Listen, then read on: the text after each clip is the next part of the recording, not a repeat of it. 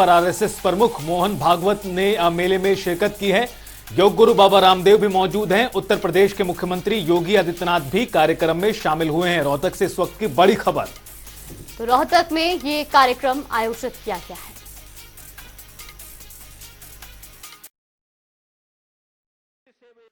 रोकन करेंगे।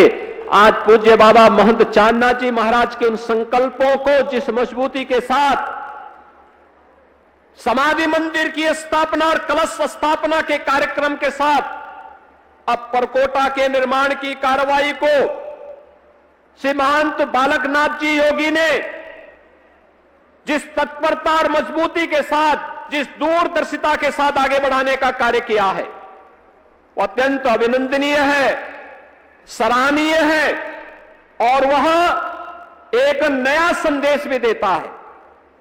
भाइयों बहनों, भारत की संत शक्ति ये कभी पलायन का रास्ता नहीं अपनाती है, चुनौतियों से जूझने का जज्बा रखती है। विपरीत परिस्थितियों में धैर्य खोए बगैर, क्योंकि उसका उद्देश्य तो एक ही है, लोक कल्याण, और लोक कल्याण के माध्यम से सनातन धर्म को मजबूती प्रदान करते हुए राष्ट्र कल्याण के मार्ग का अनुसरण करना।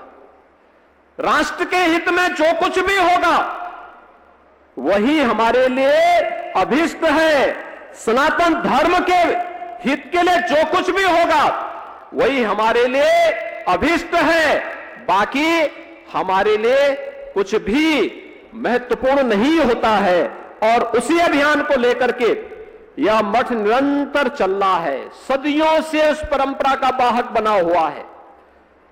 पूज्य महंत श्रेयोनाथ जी महाराज रहे हो, पूज्य महंत चांदनाथ जी महाराज रहे हो, आज चाहे महंत योगी बालकनाथ जी महाराज हो या नाथ संप्रदाय के जुड़े हुए या खड़ दर्शन से जुड़े हुए हमारे जितने भी पूज्य संत जन आए हैं, इन सबका जीवन गांव गांव में रसे बसे।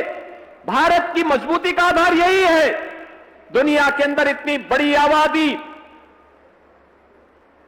सभी प्रकार के मौलिक अधिकारों के साथ अगर जी रही है और उत्तर से दक्षिण तक, पूरब से पश्चिम तक आज भी भारत पूरी मजबूती के साथ एक भारत श्रेष्ठ भारत के रूप में अपने आप को स्थापित कर रहा है, तो इसके पीछे गांव गांव में बसे हुए, गांव गांव में जन जागरण के अभियान के साथ जुड़े हुए हमारे पूज्य संत जन हैं, जिसको केवल अपने इष्ट की आराधना के साथ ही जो सनातन धर्म के लिए, सनातन धर्म के मानबिंदुओं के लिए, सनातन धर्म की पुनर्प्रतिष्ठा के लिए अपना सब कुछ समर्पित करने के लिए सदैव तत्पर होता हुआ रहता है।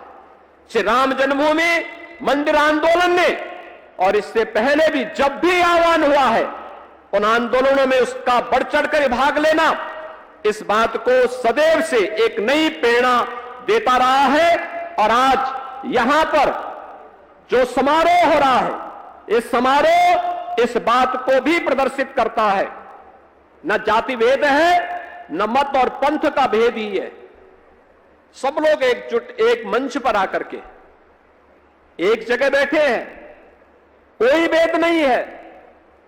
जो लोग बोलते थे पहले क्या तो अनेक उपासना विधियां हैं, अनेक मत हैं, अनेक संप्रदाय हैं, लेकिन अनेक मत और संप्रदाय सब तो एक साथ एक मंच पर बैठ करके एक साथ जुड़ करके हम इस अभियान के साथ जुड़े हैं। और यही नहीं, केवल ये हरियाणा से या उत्तर प्रदेश से या पंजाब से या हिमाचल से ही पूज्य संत जन नहीं है, सुदूर दक्षिण से भी है, भाग्यनगर से भी है, तो मांडिया कर्नाटक से हनुमान जी की भूमि से भी है,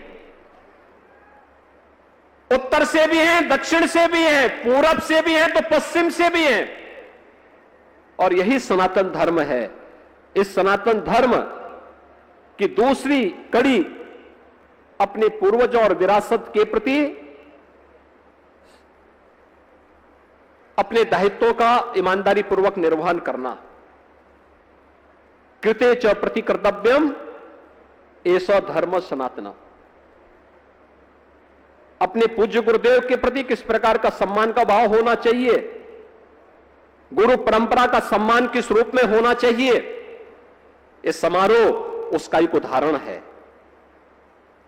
जिस विश्वास के साथ यहां पर बालकनाथ जी को गद्दी सौंपी गई थी, उसी परंपरा को, उसी विश्वास को पुष्ट करते हुए उसकी मजबूती के लिए अपनी गुरु परंपरा का निर्वाह करते हुए उनके द्वारा निरंतर कार्य किया जा रहा है। ये पूरा मंच, ये पूरा समारोह उनके प्रति अपनी शुभेच्छा व्यक्त करता है कि वह न केवल नाथ संप्रदाय के लिए बल्कि सनातन धर्म के मूल्यों की स्थापना के लिए और जो भी चुनौती सामने आए उस चुनौती का डटकर मुकाबला करते हुए धर्म और सत्य के मार्ग पर आगे बढ़ते हुए कार्य करेंगे। पूरा समारोह पुरुष संत समाज उनके साथ अपनी शुभकामनाएं व्यक्त करता है, अपनी शुभकामनाएं देता है। इस विश्वास के साथ आप सभी के प्रति मैं हृदय से एक बार फिर से आभार व्यक्त करते हुए अपनी वाणी को देता हूं विराम। जय जय श्री राम। भारत